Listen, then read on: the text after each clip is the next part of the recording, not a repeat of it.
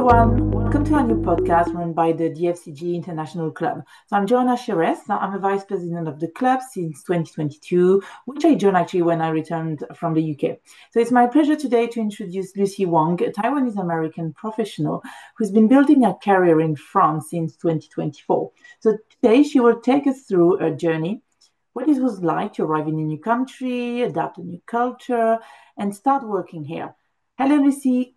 Can you please Hi, introduce yourself?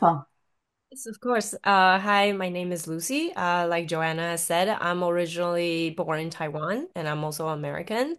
So I've been in France for about 1.5 years now, working in finance, also studying my MBA. A little bit of my background, I've worked mostly in the US, London and Amsterdam, Netherlands, so mainly in the Anglo-Saxon culture. So part of the reason why I moved to France is also not just for career, but a lifestyle. So happy to be here and talk about how to integrate better into the local work culture. Okay, excellent. So I understand. So you came obviously because you like the country. So what was your first impression of the French work culture actually when you started working here? Yeah, so the stereotype that most people have about the French work culture is you guys get a lot of vacation time, you have very long lunch hours. So the first thing I've noticed was um you do have more vacations, but and the lunches are longer, but for what I've noticed is you take your lunch more as a sacred break, so that you can continue working more efficiently. And if you do have like a longer lunch time, you do actually stay longer in the office to finish your work. So I think that sort of like compensates. Um, yeah, and also I think it depends ter in terms of like the position that you hold, the hierarchy. The higher you go, I think the senior management, they don't take like 2 hour lunches, probably like an hour most. And then of course, the lower you go, they probably take more coffee breaks and lunches and things like that. So that Yeah. was my first impression. Yeah, because these interactions are obviously essential. And you touched a point as you grew up obviously in your career in the hierarchy. And so that's a good introduction of the work-life balance. So how would you describe, this French approach to the work-life balance compared to other countries you've experienced?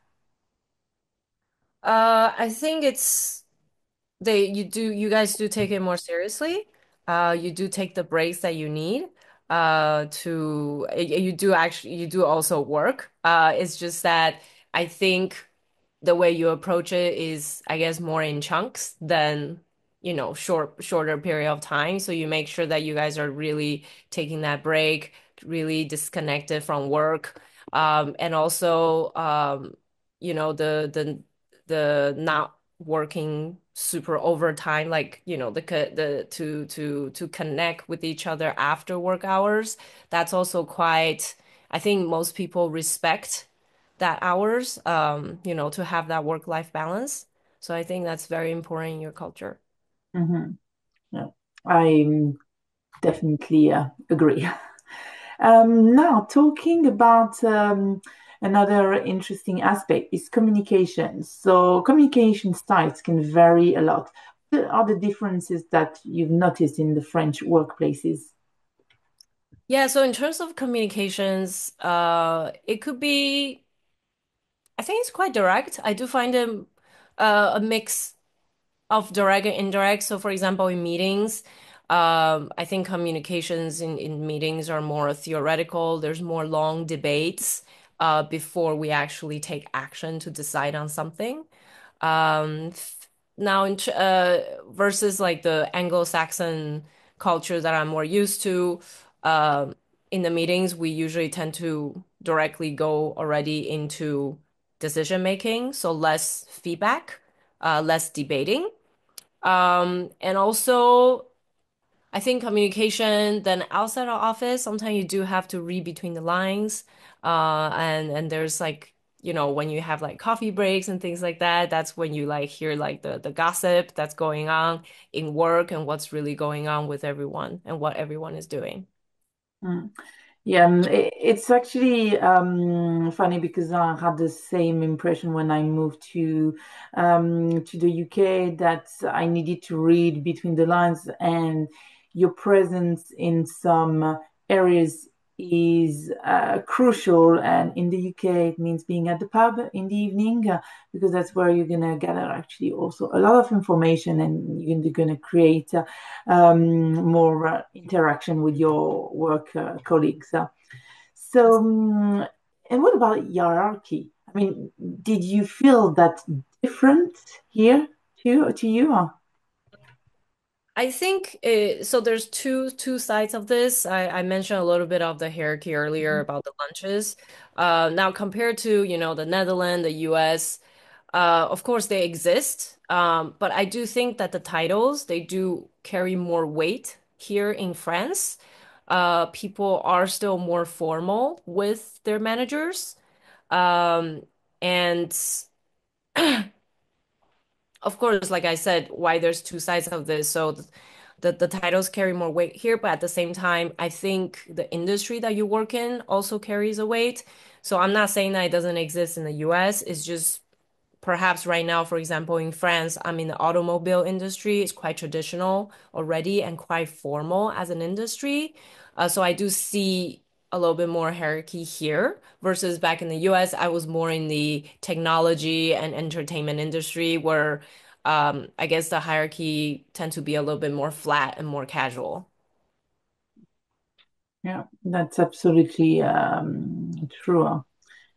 So, what were the biggest challenges for you in adapting to the French work culture? And maybe, obviously, you were not aware at the beginning, but have there been any unwritten rules you had to learn along the way? So, you know what everyone says in order to work in France, you have to speak French. So I do speak French. I do speak the language already. But it is, Bravo. yeah, thank you. It is still when you're at a workplace, it is still very different from your daily, language. And I think that applies to all of the different languages people speak. So yeah, language was definitely a big one, especially when you speak to colleagues and you're trying to understand. Also, it's cultural, right? And you're trying to understand the little jokes, or like the humors and the different type of expressions that comes in French. But I will say that generally, all my colleagues, when they see you try to integrate and try to speak more French, they are very, very nice to you. And they do encourage you to speak more French, and they do help correcting my French as well so that I can speak more correctly. Now, the unwritten rules, I've touched a little bit about this. So the breaks, right? Like again, the French culture, the aperos, the coffee breaks, even after work, they're not, I mean, they're casual, but at the same time, I think that's when you build the rapport with your colleagues. And of course, that's when you really find out what's going on, what people are saying at work. Another thing I've noticed, I know, you in the elevators or just like when you enter the office, you had to say bonjour to everyone. Like it's just basic politeness, right? And also one last thing I would say is I try when I first meet people at the workplace, I try to always use vous versus like the tu.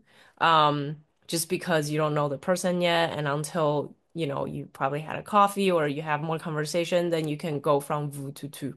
I think that's just basic respect when it comes to unwritten rules and the challenge. I think that one is very important because obviously we have that difference here between the tutoiement and vouvoiement.